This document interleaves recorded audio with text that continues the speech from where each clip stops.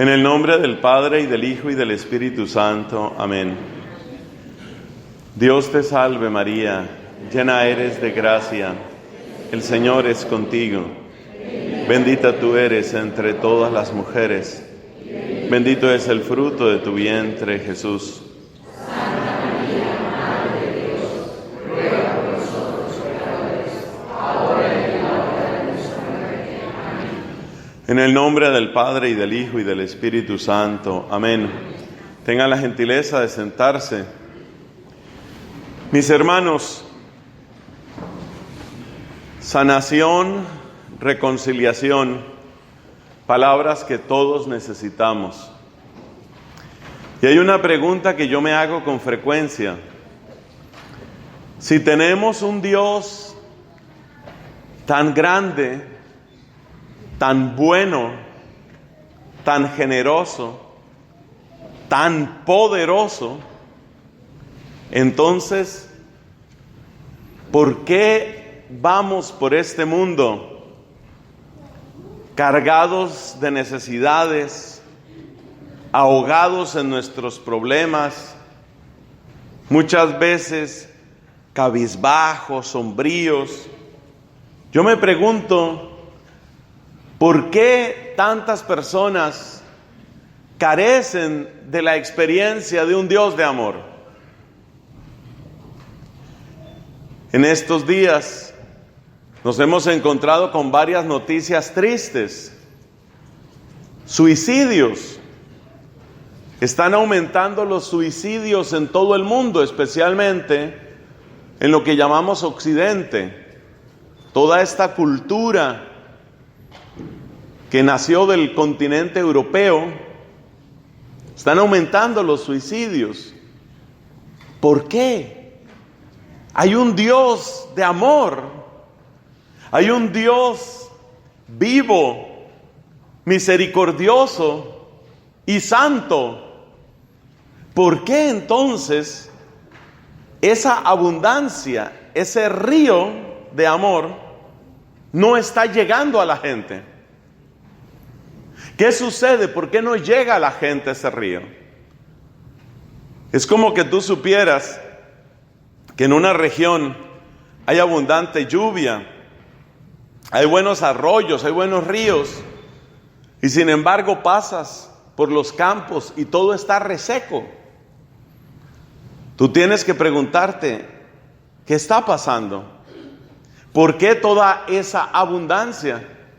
¿Por qué toda esa agua no llega a la gente? Lo que es más triste es que hay personas que necesitan urgentemente esa agua de vida. Agua que prometió Jesús. El Señor dice en el capítulo 10 de San Juan: yo he venido para que tengan vida. ¿Y qué dijo? ¿Un poquito de vida? ¿Qué dijo? Vida abundante, vida en abundancia. O sea, no me estoy inventando nada. Nuestro Dios es un Dios abundante, pero la gente necesita con urgencia esa agua y parece que no la encuentra. Entonces nos preguntamos, ¿qué está sucediendo?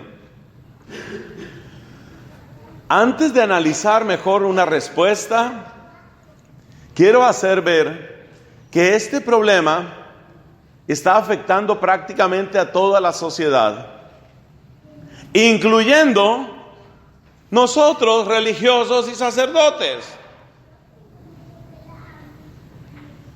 ¿Quién tendría que experimentar en primer lugar la alegría del Evangelio, como la llama el Papa Francisco? Evangelii Gaudium, la alegría del Evangelio. ¿Quién tiene que experimentarla primero? El que se ha entregado por completo al Señor, el religioso.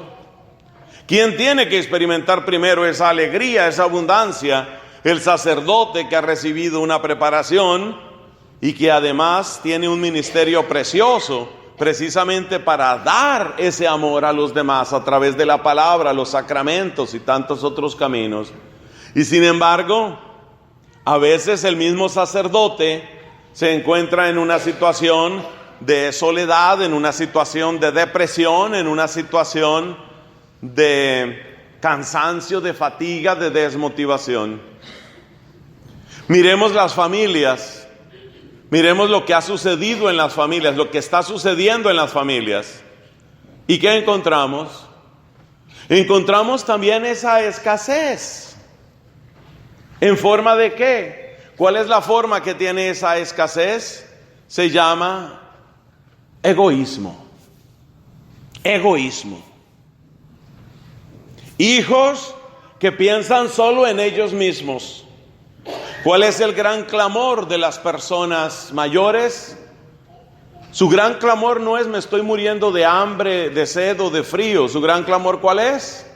Estoy solo. Mis hijos me han abandonado.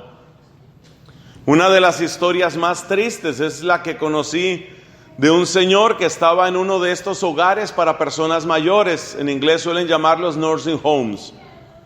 Estaba en un hogar para personas mayores y varias veces había llamado a la gente, los del staff, los del equipo allá de trabajo del hogar, y les decía: revisen por favor mi teléfono. Y le dijeron: señor, lo hemos revisado 3 veces, su teléfono está muy bien. Y entonces él dice: entonces, ¿por qué nadie me llama? La gente se está quedando sola. Los mayores se quedan solos. ¿Y de qué se quejan los jóvenes? De la soledad también. Sienten que sus papás siempre están ocupados, siempre tienen algo más importante que hacer. Y de ahí vienen heridas muy profundas. Y lo que es peor, la gente trata de sanar esa soledad en lo que el profeta Jeremías llamaba cisternas agrietadas, fuentes dañadas, envenenadas. Entonces hay gente que trata de sanar la soledad a base de sexo, pero se quedan cada vez más vacíos. Entonces tienen una relación con mucho sexo y eso termina mal y quedan rotos y quedan con asco y quedan con dolor. ¿Y a dónde van? A buscar otra relación, otros abrazos y más sexo, y otro y más sexo. Un día se cansan de todo eso, un día se cansan de todo ese sexo desordenado, o se cansan de todas esas drogas, o se cansan de alcoholizarse, o se cansan de la vida, y ahí es donde viene el tema del suicidio. Entonces yo sigo preguntándome: ¿por qué si tenemos un Dios abundante en su amor? ¿Por qué si hay ríos de agua viva? Hay un grupo que se llama así aquí, ¿no? En Melbourne. ¿Dónde están los de agua viva? Levanten la mano. Tienen un nombre precioso para este retiro. ¿Por qué si hay ríos de agua viva, la gente se muere de sed? Los campos están quemados. Hay aridez en tantas partes. Es una pregunta que tenemos que responder, repito, con urgencia, porque las personas, nuestra gente, está tomando pésimas decisiones, y toman pésimas decisiones porque están desesperados. Cuando empezó a crecer toda esta situación de matrimonio gay y de todas estas manifestaciones de distintas orientaciones sexuales, varios de nosotros que estamos en el ministerio de la predicación y de la misión, buscábamos una explicación por qué eso está pasando. Por supuesto, lo más sencillo es decir: bueno, que hagan lo que quieran. Mientras no se metan conmigo, que hagan lo que quieran. Eso es lo más fácil. Lo segundo más fácil es simplemente dedicarse a condenar a esa gente, pandilla de depravados, allá ellos con su degeneración. Pero la respuesta del Evangelio no puede ser ni una especie de complicidad pasiva, que hagan lo que quieran, ni tampoco una condenación enfermiza. Tenemos que buscar raíces más profundas. Y quiero contarles que desde el año número 1 de mi ordenación sacerdotal he tenido muy de cerca personas homosexuales, tanto hombres como mujeres. Los he conocido de cerca, los he tratado, he llorado con ellos, he orado con ellos. ¿Saben lo que me he dado cuenta?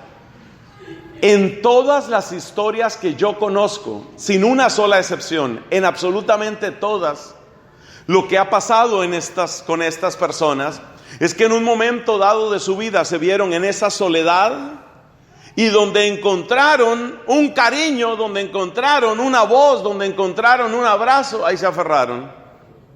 Y entonces la imagen que viene a mi mente es la de un barco y un náufrago. El náufrago, aquella persona a la que se le hundió su barco, ¿qué hace? Se agarra de algo. Y después de que una persona se ha agarrado de algo en la mitad del océano, no lo suelta. No lo suelta.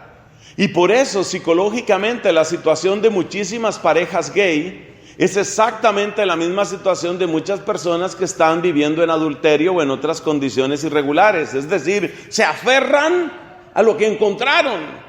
Y tú le dices a esa mujer, mira, la naturaleza, la razón, la fe católica, y esa mujer que está aferrada a otra mujer no la suelta porque siente que ese es el único recurso, la única tabla de salvación. ¿Cuál será una verdadera respuesta que no se limite a condenar? Es que es muy fácil condenar. ¿Cuál será una verdadera respuesta que no se limite a condenar, pero que tampoco se limite a la postura tan cómica y tan tranquila de decir que hagan lo que quieran? ¿Cuál será la verdadera respuesta? Indudablemente la verdadera respuesta está en esa agua viva. Porque cualquier persona, también la que esté en una relación de adulterio, también la que tenga cualquier género de dificultades o historias sexuales en su vida, cualquier persona, cuando empieza a encontrar esa abundancia de amor, se le empieza a pasar su miedo. Y se le empieza a pasar su apego enfermizo. Yo he visto personas salir sin presión de mi parte, porque esto no es asunto de presionar. Este no es asunto de humillar ni de maltratar a nadie. Ese no es el camino. Pero yo he visto personas que con mucha paz sueltan una relación de adulterio. A mí me impacta eso porque, claro, uno conoce algo del corazón humano y ver que una persona que estaba aferrada a una relación de afecto, aferrada a una relación de adulterio, por ejemplo, aquellas personas que llegaron a la vida de un hombre casado y se fue formando un vínculo afectivo muy grande y ese hombre se separó y luego quedó viviendo con ella, por supuesto en adulterio. ¿Tú te imaginas lo difícil que es para una mujer de esas dar el paso y decir yo no sigo en esto? Además sintiendo la culpa de destruir un hogar. Y yo he visto personas que dan ese paso. Pero ¿cómo se llega a esa valentía? Eso no es solamente a fuerza de voluntad. Oh no, la voluntad humana se queda muy cortica para superar eso. La voluntad humana, dejada a sus propias fuerzas, no es capaz de dar ese paso. Por más que tú le expliques a la persona, no puede, porque acuérdate la imagen del náufrago. Es un náufrago en la mitad del océano, no suelta y no suelta y no suelta. Pero cuando esa persona empieza a conocer a ese Dios de amor, cuando esa persona empieza a experimentar el amor de Dios y ese amor empieza a llenar vacíos viejos, vacíos antiguos, muy viejos, porque hay personas que tienen los depósitos de su alma vacíos. Cuando uno está en tiempos de crisis, uno siempre acude a las reservas. Dios nos libre, si hubiera una guerra o algo parecido, pues tú primero lo que haces es tratar de consumir las reservas que haya en tu casa. También emocionalmente, también afectivamente uno tiene reservas. ¿Esas reservas cuáles son? El amor que uno ha recibido, la autoestima que la vida le ha permitido construir, las convicciones que uno tiene. Pero ¿sabes lo que pasa? Hay gente que casi no tiene reservas.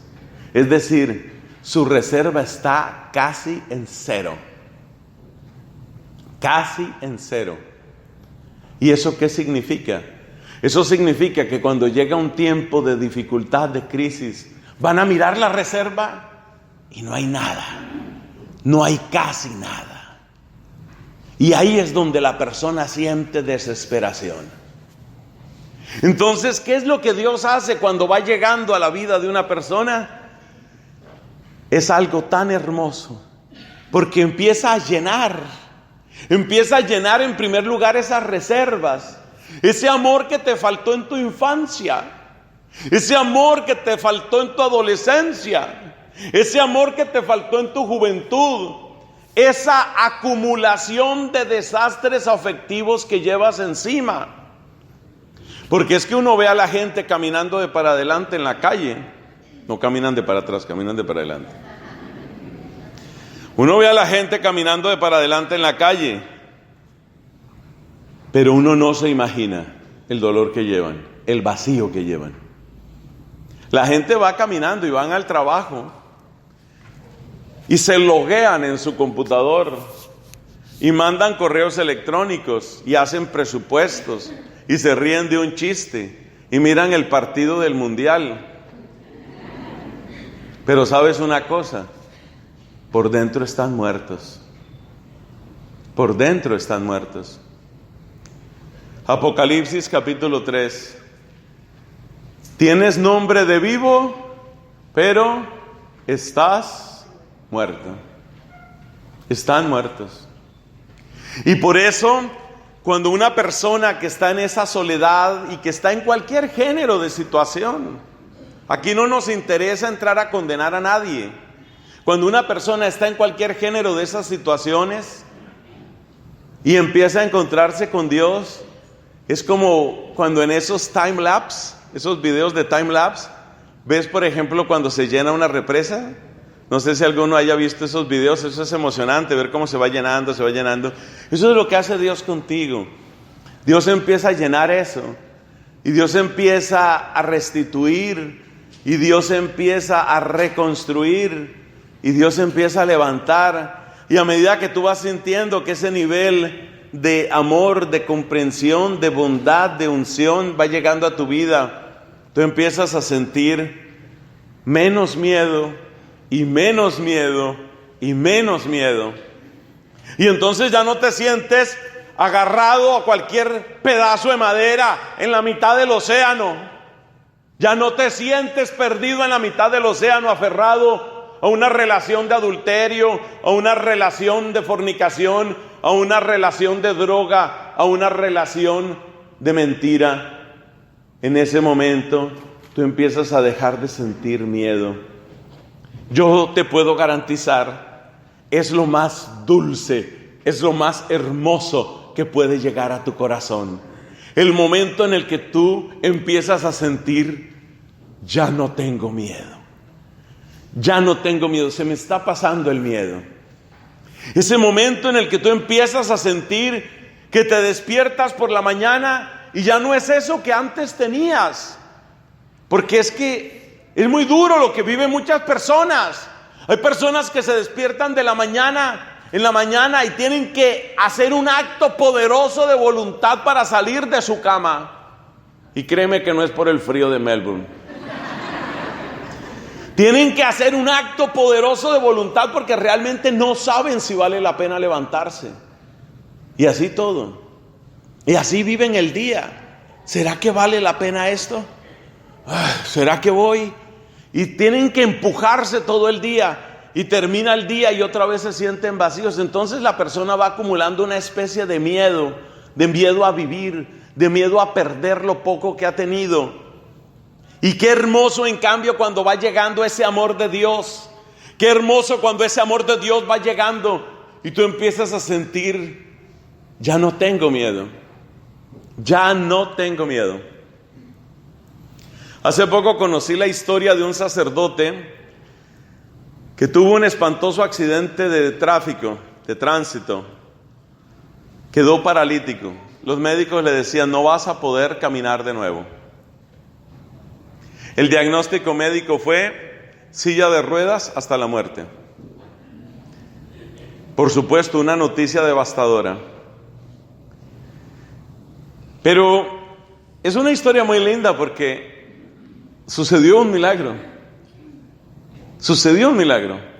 Pero el milagro sucedió como en cámara lenta. ¿A qué me refiero? Aquí hay milagros que son levántate y anda, pero el milagro a él le empezó de una manera emocionante. Una mañana empezó a sentir cosquilleos en las rodillas. Médicamente era imposible, sus nervios se supone que estaban cortados, se supone que él ya no iba a volver a sentir nada en las piernas, eran como un trapo, perdón la expresión, y empieza a sentir cosquilleos en las rodillas, y esa sensación como si se estuvieran despertando después de un largo sueño de muchos meses sus piernas, y luego empezó a poder andar con una especie de caminador, y luego con muletas. Pero claro, a medida que él iba tratando de caminar, después de tantos meses, con los músculos muy atrofiados, pues él vivía con miedo, un miedo permanente, me voy a caer. Y lo más hermoso es ver cómo Dios, a medida que iba sanando su cuerpo, iba también sanando esa fortaleza interior. No me voy a caer, no me voy a caer. Hoy en día tú lo ves caminando como cualquiera de nosotros. Es un milagro, pero un milagro sucedido en cámara lenta, repito.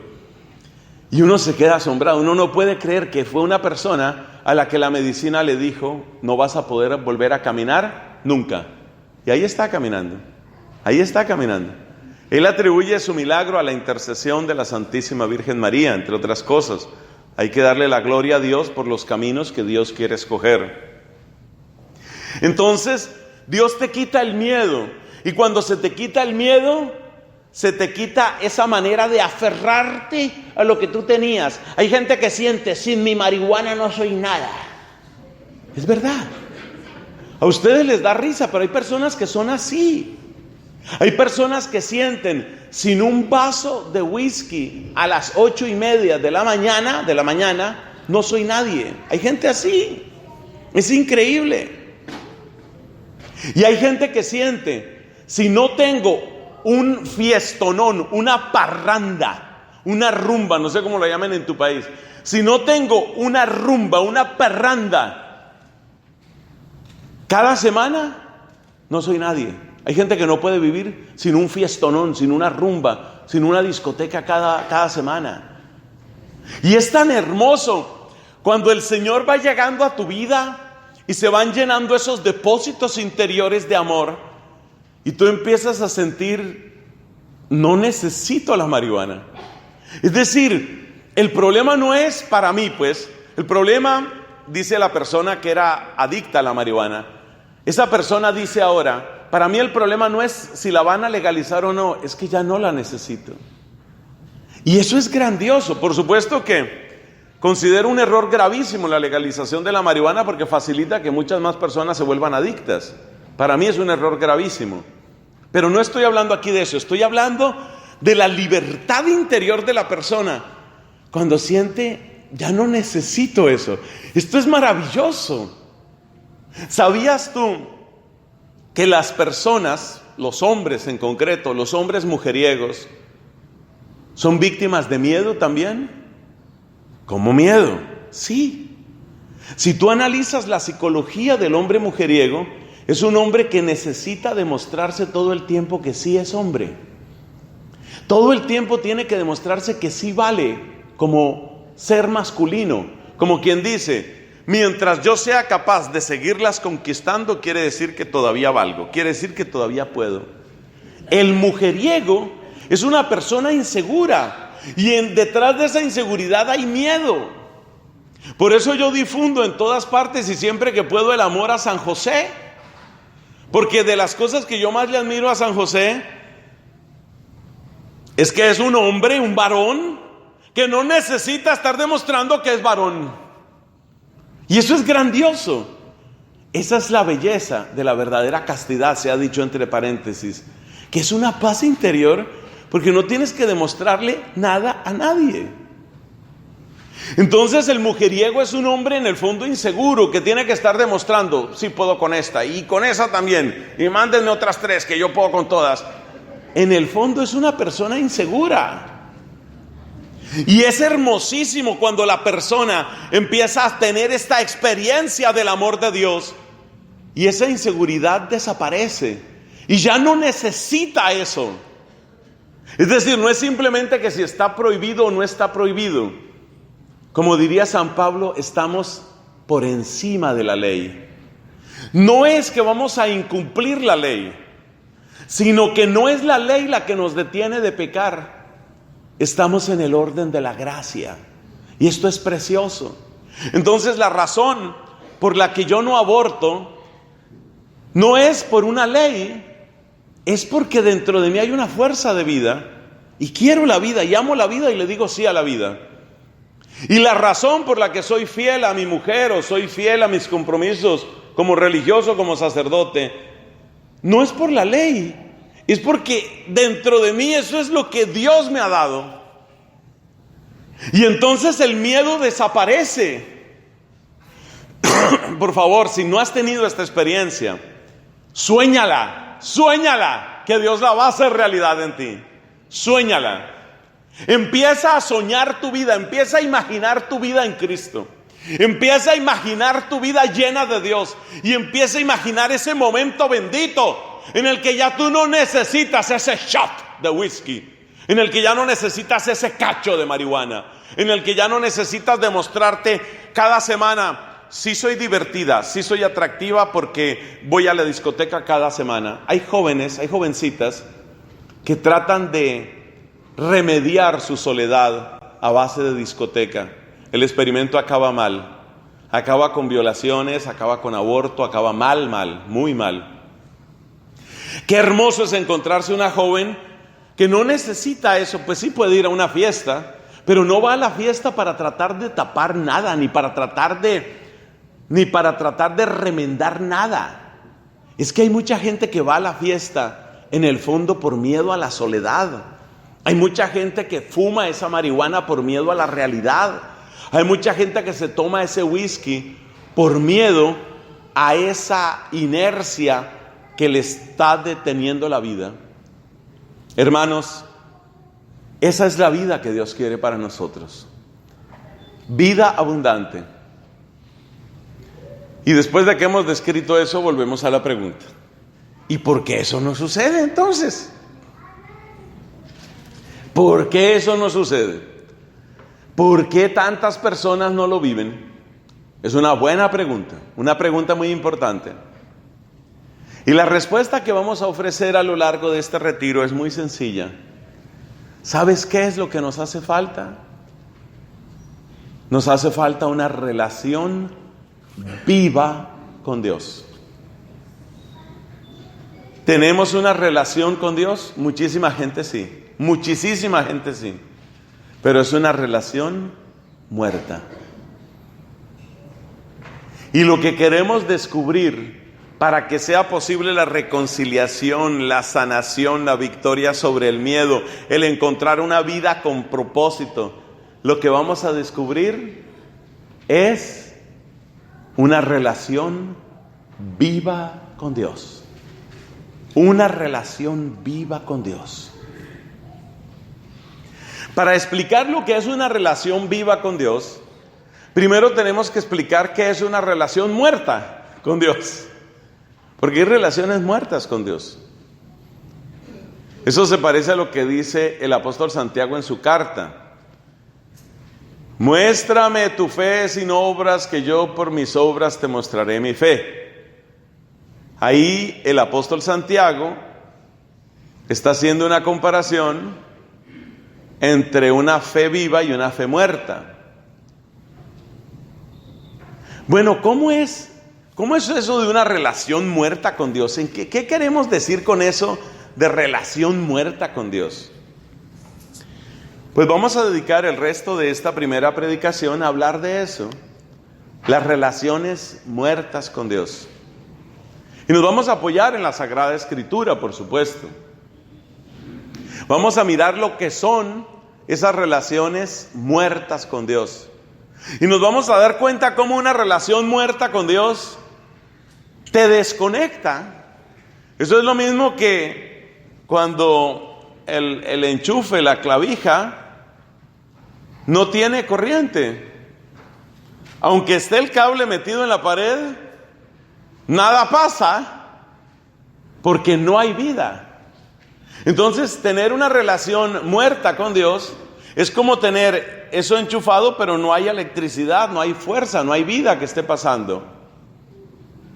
Vamos a la Sagrada Escritura y vamos a encontrar este tema hermoso de la relación muerta o de la relación viva con Dios. Vamos a ver qué es lo que sucede ahí. Resulta que el pueblo de Israel estuvo en Egipto, fueron liberados de Egipto, Moisés los condujo por el desierto durante 40 años y llegaron a la tierra prometida. Cuando llegaron a la tierra prometida, la conquista de la tierra prometida fue un largo proceso que se cuenta en 2 libros de la Biblia. En el libro de los Jueces se cuenta de una manera más, llamémoslo así, más cercana a los acontecimientos. Y en el libro de Josué se hace una lectura teológica de lo mismo. Son 2 miradas a la misma época, al mismo tiempo, del pueblo de Dios.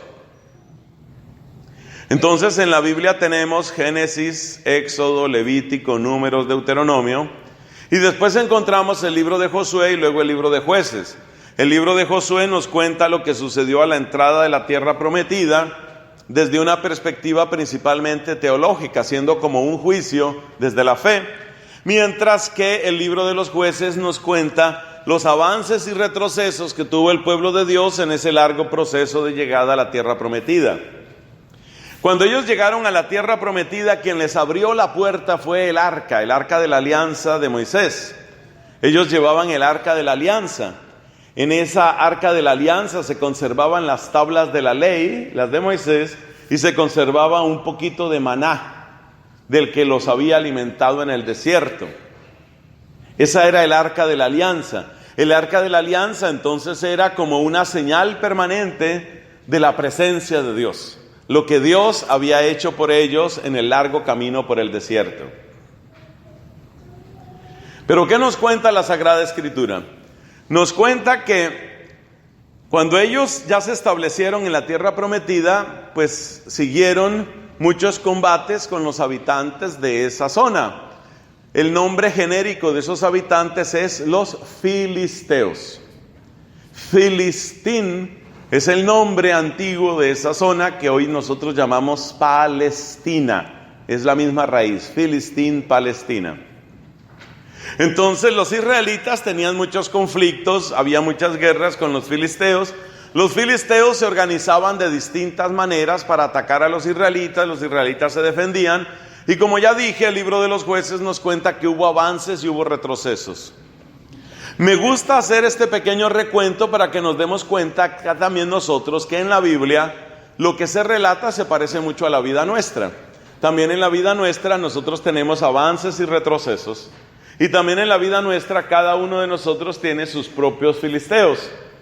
Entonces hay veces que los filisteos parece que nos ganan y hay veces que parece que en el nombre del Señor nosotros vencemos a nuestros pecados, nuestras malas tendencias y entonces Dios trae su victoria.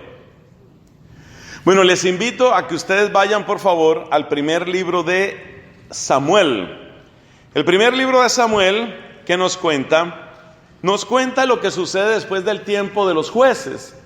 El último de los jueces. ¿Quiénes eran los jueces? Pues los jueces eran líderes inspirados por Dios, líderes poderosos, líderes llenos de Espíritu Santo, que protegieron, guiaron, mantuvieron unido al pueblo de Dios. El último de los jueces se llamó Samuel. Y Samuel es también el nombre del primero de los grandes profetas, porque con Samuel empieza una etapa nueva en el pueblo de Dios, que es la etapa de los reyes. O sea, para que tengas un pequeño mapa mental y nos familiaricemos más y amemos más la Biblia. Lo que nos cuenta la Biblia es el tiempo de los patriarcas, eso es Abraham, Isaac, Jacob, José, etc. Luego, la estadía en Egipto. Luego, el camino por el desierto. Luego, la llegada a la tierra prometida, que es donde están los libros de Josué y Jueces. Y después de ese tiempo de los jueces, por ejemplo, entre los jueces el más famoso creo que es Sansón. Ese fue uno de los jueces, eran líderes temporales del pueblo. Y después el último de los jueces y el primero de los grandes profetas se llama Samuel. Y tenemos los libros, el primer libro de Samuel y el segundo libro de Samuel.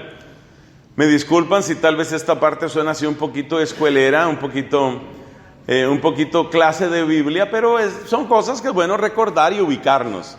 Además, a mí me encanta esa etapa del pueblo de Dios, porque como les dije, es una etapa que se parece mucho a la vida de uno, donde uno está también avanzando, retrocediendo. Yo creo que a todos nos ha pasado. Entonces, el libro de Samuel, el primer libro de Samuel, nos cuenta la elección que Dios hizo de Samuel. ¿A dónde llamó Dios? ¿Cuál fue el lugar físico en el que Dios llamó a Samuel? Fue en el santuario donde se conservaba el arca de la alianza. Es decir, que esa arca de la que ya hemos hablado, que contenía, entre otras cosas, las tablas de la ley, contenía también una vara, la vara que le floreció a Aarón milagrosamente en un solo día, contenía también un poquito de maná. Esa arca de la alianza la conservaban ellos y quiero insistir, era como la señal ¿de qué? La señal de la presencia viva de Dios. Entonces, con esa introducción ya sabemos que hay un profeta elegido por Dios, un hombre llamado Samuel. Dios lo llamó cuando él era niño. La vocación de Samuel la tienes, para los que están tomando sus apuntes, que son las personas que me caen bien. Los que no toman apuntes, por el momento no me pronuncio. Entonces, en el primer libro de Samuel, capítulo 3, se cuenta la vocación de Samuel. Samuel fue llamado por Dios para su servicio cuando Samuel era niño. Es una historia muy linda, ustedes la pueden leer en el capítulo 3 del primer libro de Samuel. Samuel estaba durmiendo en el santuario ahí junto al arca, y entonces Dios lo llamó Samuel. Pero Samuel no conocía la voz de Dios y pensó que lo estaba llamando era el sacerdote Elí, porque el sacerdote Elí lo había acogido en su casa. Y entonces Samuel fue donde Elí y le dijo: aquí estoy porque me has llamado. Y Elí le dijo a Samuel: yo no te he llamado, vuelve a acostarte. Y al rato volvió Samuel con la misma historia: aquí estoy porque me has llamado. Cuando llegó la tercera vez, el sacerdote Elí se dio cuenta de que era Dios el que estaba llamando a Samuel. Y entonces le dijo: si alguien te habla, tú le dices: habla, Señor, que tu siervo escucha. Y así empezó la vocación de este gran hombre llamado Samuel. Del profeta Samuel se hace un elogio precioso en la Sagrada Escritura. Se dice: ninguna de sus palabras dejó de cumplirse. Es decir, realmente el Señor estaba con él. El Señor estaba con Samuel. Bueno, con toda esa introducción, les invito a que se fijen en el capítulo 4, el capítulo 3 del primer libro de Samuel cuenta la vocación de este profeta. El capítulo 4 nos trae una historia de uno de los muchos ataques de los filisteos. Porque los filisteos, repito, atacaron muy fuertemente a los israelitas muchas veces. Entonces los filisteos atacaron a los israelitas. Y los israelitas pensaban que ya la situación, que ya el problema con los filisteos estaba resuelto. Pero resulta que los filisteos los atacaron y resulta que, en contra de todas las previsiones, ganaron los filisteos. Esto fue terrible. Primer libro de Samuel, capítulo 4, versículo 3. Luego de un rudo combate, los israelitas fueron derrotados, dejando muertos en el campo de batalla. Una cosa terrible, inesperada para ellos. Inesperada por dos razones. Primero, porque ellos creían que ya el problema con los filisteos estaba arreglado. Y segundo, una cosa terrible porque ellos pensaban que como eran el pueblo de Dios, a ellos no les podía pasar nada. Entonces quedan consternados. Y entonces, ¿qué hicieron? Seguimos leyendo en ese versículo 3. Volvió el ejército israelí derrotado, volvió al campamento. Los jefes de Israel se preguntaban: por qué Yahvé había dejado que fueran derrotados por los filisteos. ¿Por qué pasó esto? La pregunta estuvo muy bien hecha, pero la respuesta fue demasiado superficial. De nuevo, primer libro de Samuel, capítulo 4, versículo 3. Es un versículo largo. Mira cómo termina ese versículo. Se dijeron, vamos a Silo. Silo era el lugar donde estaba el arca de la alianza en esa época. Fue con el rey David cuando se pasó el arca de la alianza a la ciudad de Jerusalén, al monte Sión. Eso sucedió en tiempos de David, pero ahora estamos en la época de Samuel. ¿Y qué tan distante está Samuel de David? Bastante cerca, porque Samuel fue el que eligió en nombre de Dios al primer rey de los israelitas, que se llamó Saúl, y después de descartar a Saúl, el mismo Samuel eligió a David. Pero siempre alcanza a ver como unos 50 años entre estos acontecimientos y el traslado del arca a Jerusalén. Eso, sin embargo, es relativamente secundario para el relato que llevamos. Entonces, primer libro de Samuel, capítulo 4, versículo 3. Ellos hicieron, óyeme esto, ellos hicieron la pregunta correcta, pero ellos dieron una respuesta demasiado superficial. ¿Cuál fue la pregunta correcta? ¿Por qué nos ha sucedido esto? Que es la misma pregunta que uno tiene que hacerse cada vez que uno tiene una derrota. Ustedes saben que la Iglesia Católica ha sufrido derrotas espantosas en estos últimos años y sobre todo en estos últimos días. Es una derrota y una vergüenza lo que ha sucedido en Argentina con la Cámara de Diputados y la aprobación parcial, ahora falta lo que diga el Senado en Argentina, la aprobación parcial del aborto. Es una derrota de la Iglesia lo que acaba de pasar también con el aborto en Irlanda. Entonces es bueno que uno se haga esta pregunta: ¿por qué nos ha pasado esto? Es bueno que uno se cuestione: ¿por qué nuestros jóvenes están abandonando la iglesia? Es bueno que nos cuestionemos y digamos: ¿por qué hay tantas acusaciones, tristes acusaciones, vergonzosas acusaciones contra sacerdotes católicos? ¿Qué estamos haciendo mal? Esas preguntas hay que hacerlas. Son preguntas duras, incómodas, pero son preguntas que hay que hacer. ¿Por qué nos ha pasado esto? Ojo, la pregunta estuvo muy bien hecha, pero la respuesta fue terriblemente superficial. Ellos quisieron resolver una pregunta que en el fondo les llamaba a conversión, la quisieron resolver con una cosa. Es decir, lo que dice aquí: vamos a buscar el arca de nuestro Dios. Así estará ella con nosotros y nos salvará de nuestros enemigos. Fíjate que eso se llama magia, eso se llama superstición. Es decir, nos dieron garrote, nos dieron duro. ¿Pero sabe por qué nos dieron duro? Nos dieron duro porque no teníamos el arca. ¡Ja! Vamos a traer el arca. Y si tenemos el arca, ahora sí nos va a ir bien. Este ejemplo que te estoy contando es el ejemplo de una relación. ¿Una relación qué? ¿Una relación qué? Esa es una relación muerta. Cuando tratamos a Dios como una cosa, como un amuleto, esa es una relación muerta. Pero vamos a ir profundizando en esto siguiendo el texto de la Sagrada Escritura. Una relación muerta se caracteriza por eso, porque Dios es como una cosa, como una especie de seguro de vida. Y Dios no es eso, porque Dios quiere tener una relación. ¿Una relación qué? Y lo que nos muestra que es una relación, vamos a seguir viendo cómo es la relación muerta. Entonces ellos hicieron la pregunta buena, pero dieron la respuesta mala. La pregunta buena era: ¿por qué nos ha pasado esto? Que es la misma pregunta que tendrían que hacerse las familias. ¿Por qué tantas familias se están separando? Las parejas tendrían que hacerse esa pregunta. ¿Por qué, si nosotros nos amábamos tanto, por qué siento que casi no te soporto y me doy cuenta que tú casi no me soportas? Es una pregunta difícil, pero es una pregunta que habría que hacer. El problema está en que uno es bueno para hacer las preguntas, pero uno no es suficientemente valiente para buscar las respuestas. Porque sabes una cosa, y esto sí te lo voy a adelantar desde ya: todas las respuestas pasan por una palabra.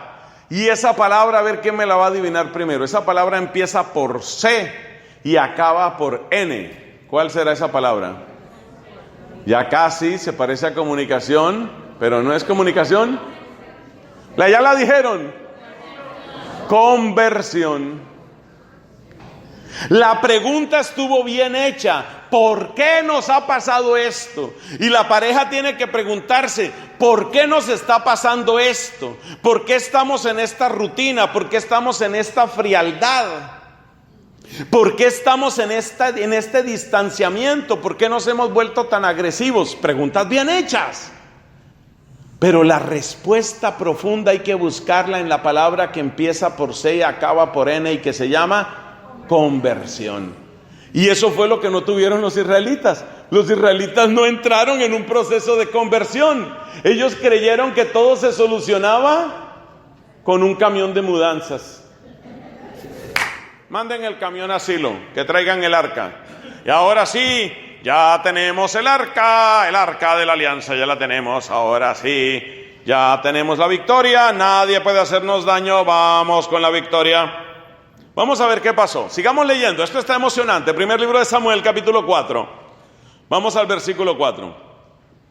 El pueblo envió mensajeros a Silo, o sea, el camión de mudanza, y sacaron de allí el arca de Yahvé de los ejércitos que se sienta sobre los querubines. Jofní y Finhás, los hijos de Elí, acompañaban el arca. Elí era el sacerdote. Ustedes saben que los sacerdotes tenían sus familias, eran todos de la tribu de Leví, y estos eran los hijos del sacerdote Elí. Se llamaban Jofní y Finhás. Bueno, ¿sabes qué es lo chistoso? Que estos hijos del sacerdote eran un par de corruptos, como se cuenta en el capítulo anterior del primer libro de Samuel. Ellos eran unos corruptos. Por ejemplo, la ley de Moisés mandaba que ciertas porciones, cuando se ofrecían los sacrificios, había que quemarlas en honor de Yahvé. Y ellos sabían que esa era la porción más jugosa de la carne, jugosa. Y ellos decían, que Yahvé ni que Yahvé, venga para acá. Eran sacerdotes que se burlaban de la ley de Dios. Y la gente les decía a los sacerdotes, no haga eso, no haga eso. La gente tiene instrucción y la gente le decía al sacerdote, no haga eso. Y ellos se burlaban de la gente. Y prácticamente lo que le decían era, aquí el sacerdote soy yo. Fíjese el peligro de la arrogancia clerical. Fíjese el peligro de la arrogancia de los sacerdotes. Qué peligro para nosotros sacerdotes. Eso la Biblia nos da cachetadas a todos, tranquilos. Y los primeros que recibimos las cachetadas somos los sacerdotes. Fíjese lo terrible de la arrogancia en un sacerdote. Ah, no, aquí el sacerdote soy yo veré cómo hago. Así eran estos dos, Jofní y Finhás. Eran los hijos de Elí y eran unos corruptos. Y entonces ellos se fueron con su arca, listo. Ahora vamos aquí a lucirnos, vamos con el arca. ¿Y qué más pasó? Cuando el arca de Yahvé llegó al campamento, todos los israelitas se pusieron a avivarla, darle vivas, a aclamar el arca. Era tan fuerte la aclamación, dice la Biblia, que la tierra temblaba. Primer libro de Samuel, capítulo 4, versículo 5. O sea, estaban entusiasmados. Pero a mí me gusta mucho este ejemplo que estamos viendo, porque aunque había entusiasmo, seguimos en el contexto de una relación muerta. A veces uno puede tener entusiasmo y la relación está muerta. Fíjate eso. ¿Y sabes con qué lo comparo yo? Lo comparo con esas personas, con esas parejas que tienen problemas por la educación de los hijos, problemas por mala comunicación, problemas porque son agresivos, problemas porque son humillantes. Y van donde un terapista y el terapista lo único que les enseña son acrobacias sexuales. Me da tanta tristeza para todas las necesidades que tiene el corazón humano, y muchas veces lo único que les enseñan es, mira, y ahora te voy a enseñar el punto H,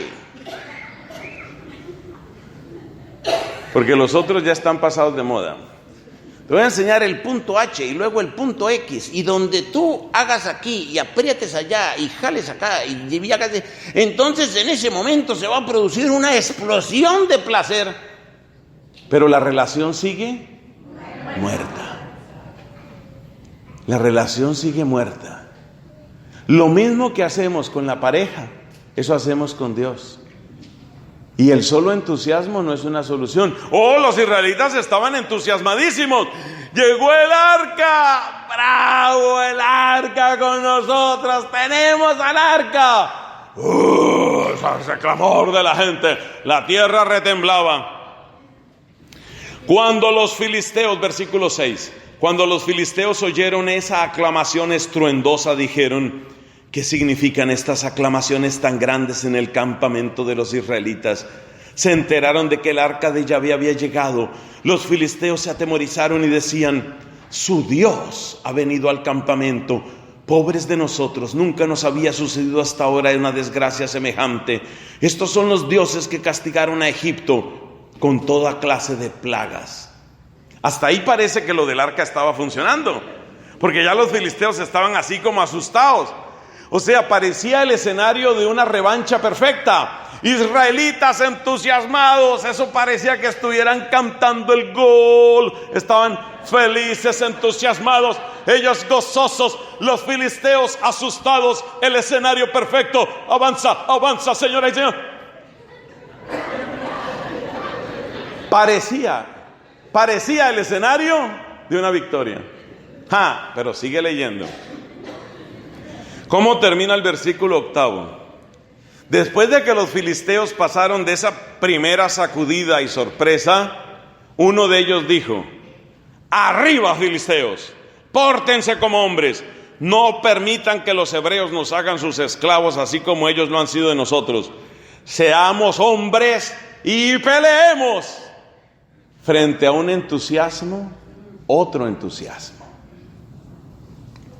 La vida cristiana no es solo entusiasmo. El entusiasmo es bonito. Así como la relación de pareja no es solo pasión. La pasión es bonita, pero no es solo pasión. No todo se arregla con pasión. No todo se arregla. La vida es mucho más que sentir pasión o excitación. La vida es mucho más que sentir entusiasmo. ¿Y qué pasó? Los filisteos se lanzaron al ataque. ¿Y qué cree usted que pasó? Derrotaron a Israel. Cada uno huyó por su lado. Fue un gran desastre.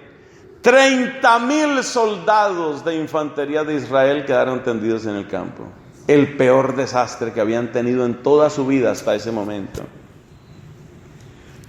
Peor todavía, el arca de Dios fue capturada.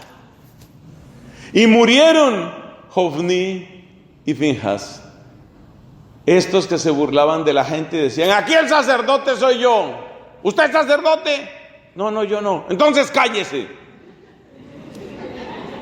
Los arrogantes, los sacerdotes arrogantes murieron y quedaron tendidos y sus cuerpos se pudrieron en el campo.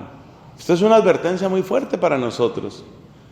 Hace muy bien el Papa Francisco cuando una y otra vez nos advierte a nosotros los sacerdotes: vanidad, arrogancia, soberbia o maltrato a la gente, cero. No puede ser. Lo primero que necesitamos nosotros los sacerdotes es un corazón humilde que esté siempre arrojado a los pies de Dios, porque Él es el único grande.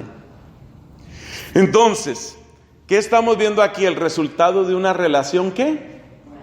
Muerta. Una relación muerta. Un hombre de la tribu de Benjamín se escapó del frente de batalla y llegó el mismo día a Silo con la ropa hecha tiras y la cabeza cubierta de polvo. Silo era donde había estado el arca. Silo era donde estaba el sacerdote Elí. El sacerdote Elí era el papá de los sacerdotes Hofni y Finjas. Y el sacerdote Elí fue un pecador también. Él no hacía las barbaridades que hacían sus hijos. Él no maltrataba a la gente, pero ¿cuál fue el pecado de Elí? Que él nunca corregía a los hijos. ¿Ve? Entonces también tenía su pecado. Cuando llegó Elí, cuando llegó el mensajero, Elí estaba sentado en su silla a orilla del camino, tratando de divisar algo, pues estaba muy preocupado por lo que le pudiera pasar al arca de Dios. Él había sido el guardián, el custodio del arca toda su vida. Al saber en la ciudad la noticia que había traído este hombre, todo el mundo se puso a gritar de dolor. Elí preguntó: ¿qué ruido es ese? Se acercó el hombre para darle la noticia. Elí tenía 98 años, tenía la mirada fija, se había quedado ciego, ya no podía ver, de a tiempo atrás.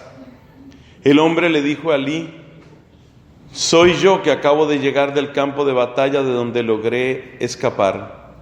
Elí le preguntó: ¿qué pasó, hijo? El mensajero respondió: Israel huyó delante de los filisteos. El pueblo ha sufrido una gran derrota.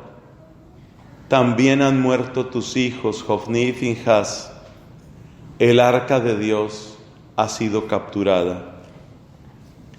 Apenas el hombre nombró el arca de Dios, Elí se cayó de su silla hacia atrás, se le rompió la nuca y murió. Era viejo y pesado. Hacía 40 años que mandaba en Israel. ¿Te das cuenta que fue una catástrofe?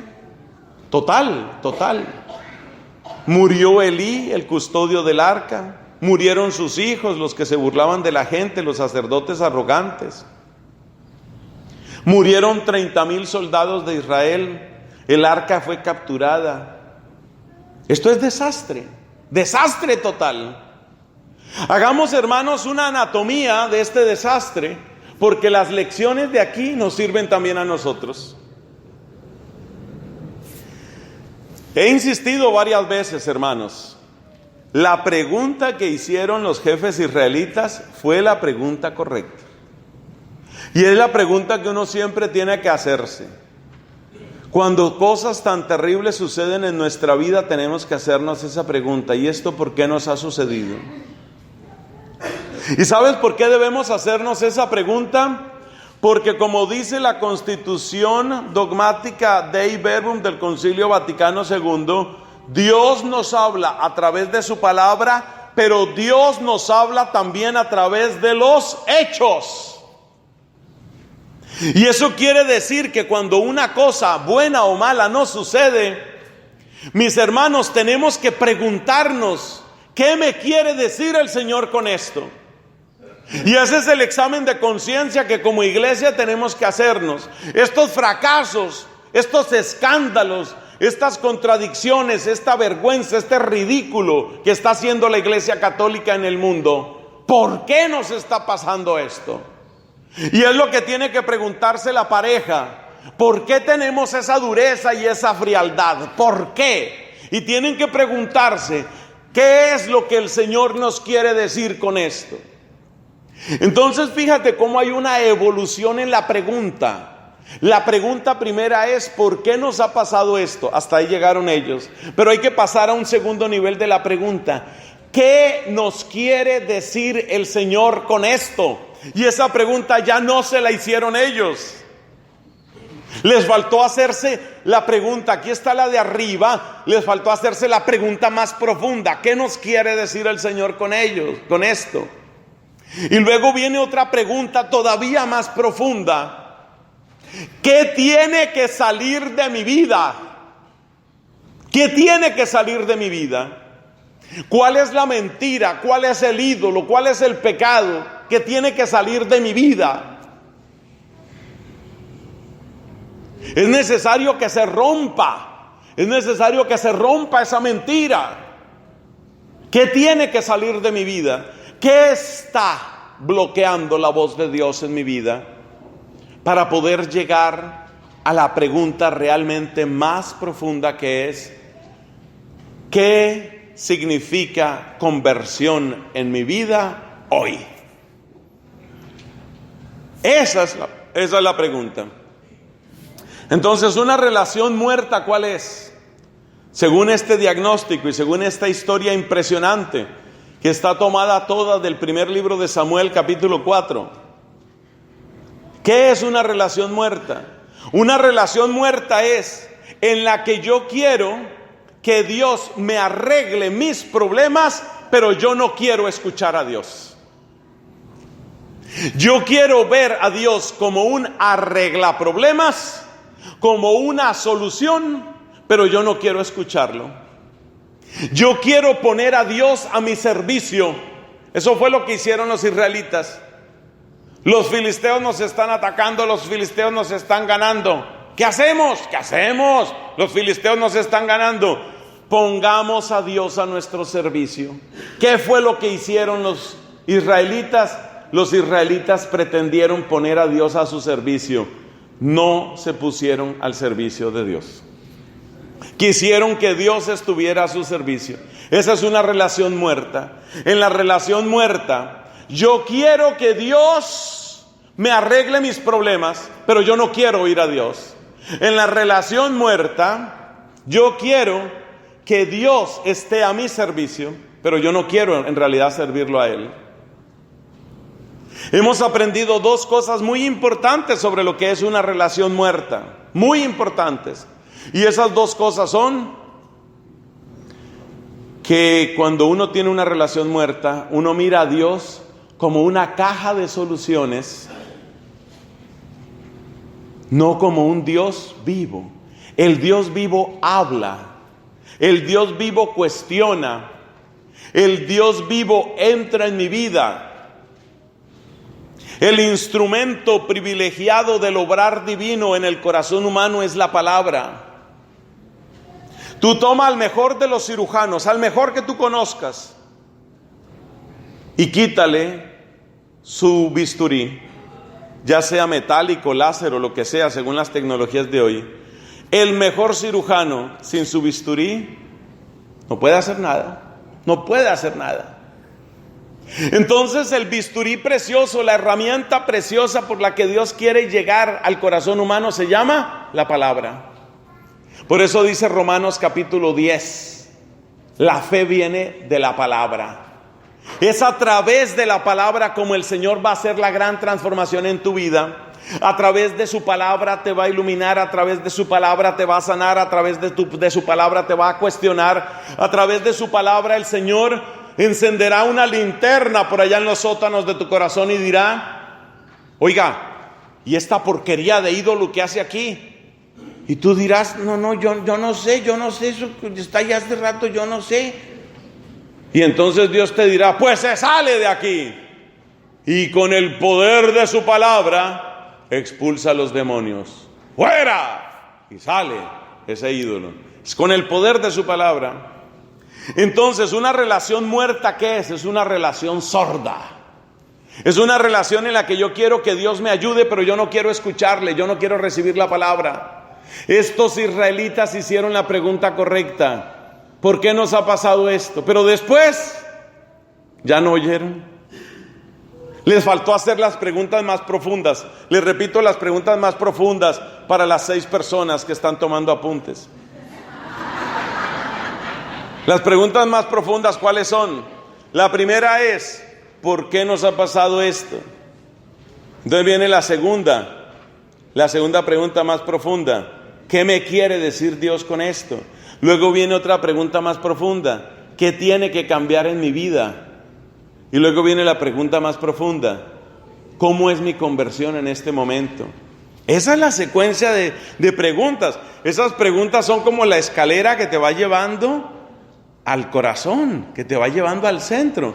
Entonces, ¿qué pasa? Que uno es superficial. Somos muy superficiales con Dios y queremos un Dios que nos arregle los problemas, pero se nos olvida que ese Dios que arregla problemas es un Dios que también quiere hacer una transformación profunda en nuestra vida. ¿Y cómo cambia Dios nuestra vida? A través de un instrumento precioso.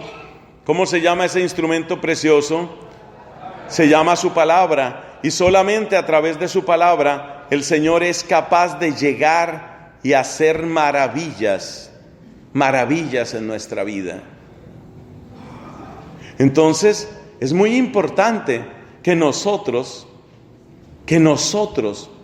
entremos en una relación viva. Ya vemos lo que es una relación muerta. Una relación muerta es una relación sorda. ¿Y cuáles son las consecuencias de una relación muerta? que empezamos a tratar a Dios como una cosa. En mi país, Colombia, hay una vergüenza muy terrible que muchas personas conocen. Por supuesto, a mí pues me da vergüenza decirlo aquí en público, pero lo voy a decir. Ustedes saben que hay personas que se dedicaban a matar gente, todavía debe haber algunos, se llaman sicarios. Y algunos de esos sicarios, para, entre comillas, protegerse, se amarraban en los tobillos o en otras partes del cuerpo escapularios de la Virgen del Carmen. Es decir, convertir a Dios en una cosa para que me proteja, poner a Dios a mi servicio. Eso es. Mira que en el mismo tono nos habla el profeta Jeremías. Vayan por favor al capítulo 2 del profeta Jeremías. Jeremías capítulo 2, del versículo 4 en adelante. Gente de Israel, con todas sus familias, escuchen lo que dice Yahvé. Jeremías capítulo 2, versículo 4 y siguientes. ¿Acaso sus padres me hallaron desleal para que se alejaran de mí? Pues se fueron hacia cosas despreciables y con esto se hicieron despreciables. Ya no preguntan: ¿dónde está Yahvé que nos hizo salir de Egipto y nos llevó a través del desierto? Ya no preguntan. ¿Sí ves? Se ha roto el diálogo con Dios. Entonces, una relación muerta como es una relación sorda. Es una relación donde yo quiero que Dios solucione problemas, Dios le ponga parches a mi vida.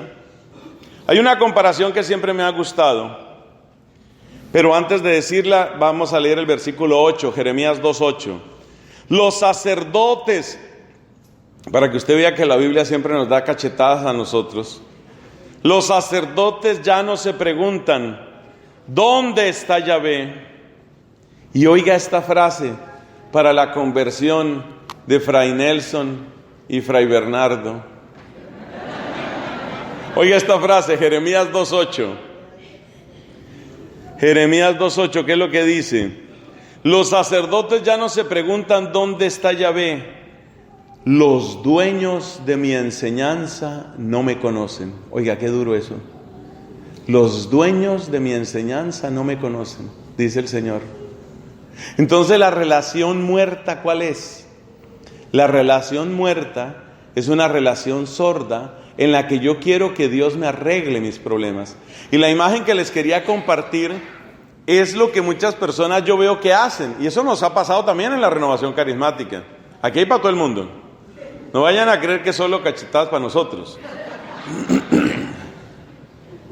En la renovación carismática eso también ha pasado. Gran congreso de sanación.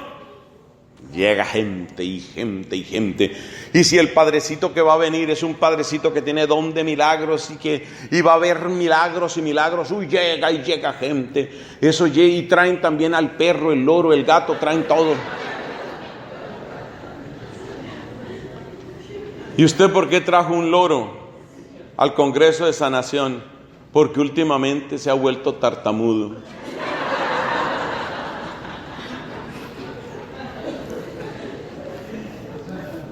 Y yo le pregunté: ¿pero es loro o es lora?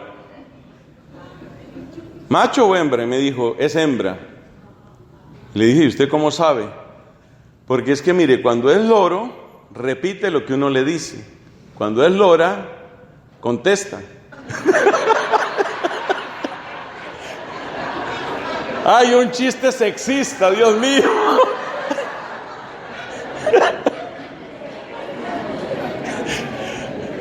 ¿Ah? El loro repite. Pero un chistecito ahí inocente, es un chiste inocente, no tiene nada. Esa es una relación sorda. Es una relación sorda. Entonces, ¿a qué se parece? a la persona a la que no le funciona su carro, va donde el taller y lo que espera la gente, eso lo llaman en inglés un quick fix, un arreglo rápido. Entonces muchas personas también en la renovación carismática buscan a Dios, ¿pero para qué? Para un quick fix. Quick fix. Tengo un problema, voy donde Dios.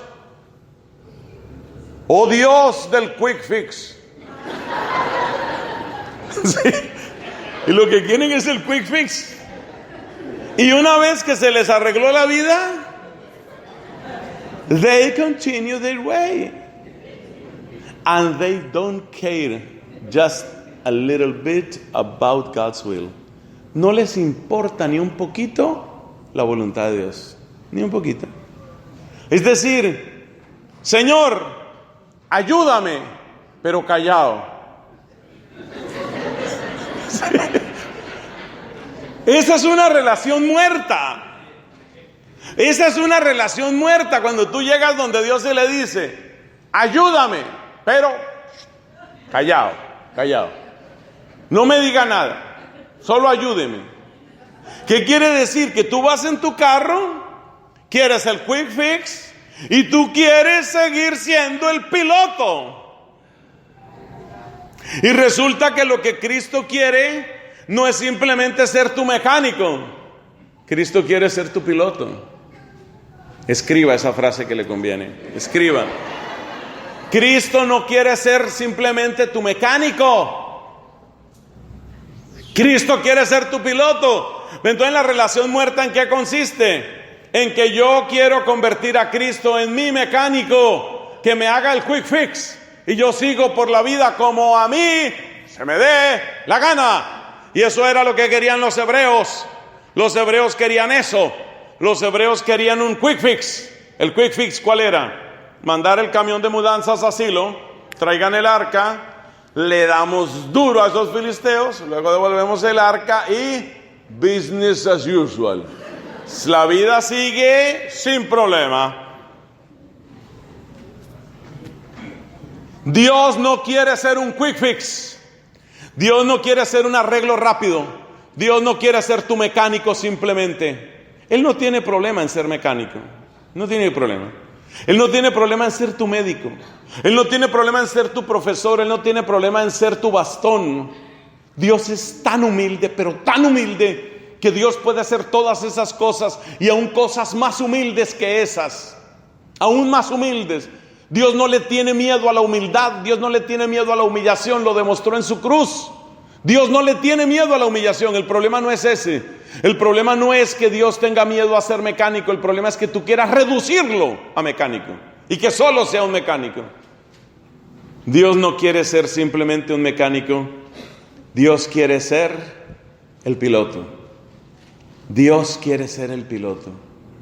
Y entonces el problema nuestro es que no soltamos el timón. Llegamos ahí y llegamos al taller, y el taller se llama Renovación Carismática, o el taller se llama Iglesia Católica, o el taller se llama Sacramento de la Confesión.